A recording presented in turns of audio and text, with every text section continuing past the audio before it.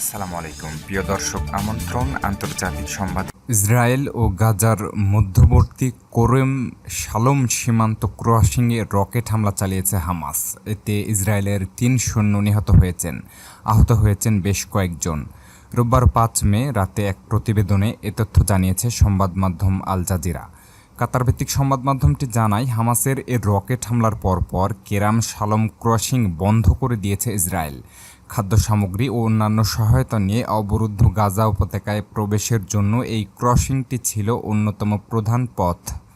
গাজায় ভয়াবহ মানবিক বিপর্যয়ের মধ্যে যুক্তরাষ্ট্রের ক্রমবর্ধমান চাপের পর ইসরায়েলি কর্তৃপক্ষ ডিসেম্বরের মাঝামাঝি সময়ে ক্রসিং খুলে দেয়।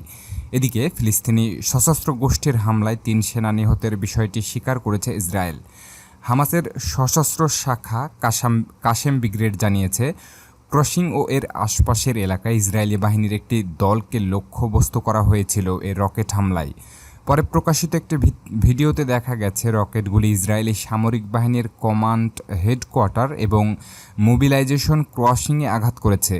এতে ইসরায়েলি সেনা হতাহতের ঘটনা ঘটেছে। যদিও ইসোকাল আঞ্চলিক কাউন্সিলের বরাত দিয়ে ইসরায়েলি গণমাধ্যম বলছে, রকেটগুলো একটি সামরিক অবস্থানের কাছাকাছি খোলা জায়গায় আঘাত হেনেছে। ইসরায়েলি প্রতিরক্ষা বাহিনী আইডিএফ বলছে, কোরেম শালোম থেকে প্রায় ৩.৬ কিলোমিটার দক্ষিণে গাজার রাফা ক্রসিংয়ের কাছে একটি এলাকা থেকে 10টি ক্ষেপণাস্ত্র নিক্ষেপ করা হয়েছে।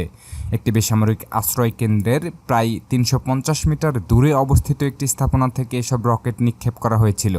তবে পরে তারা লঞ্চার এবং কাছাকাছি একটি সামরিক স্থাপনা ধ্বংস করে দিয়েছে। প্রিয় দর্শক, এতক্ষণ সাথে থাকার জন্য আপনাকে ধন্যবাদ। পরবর্তী আপডেট পেতে সাবস্ক্রাইব করুন, সাথে থাকুন। আল্লাহ হাফেজ।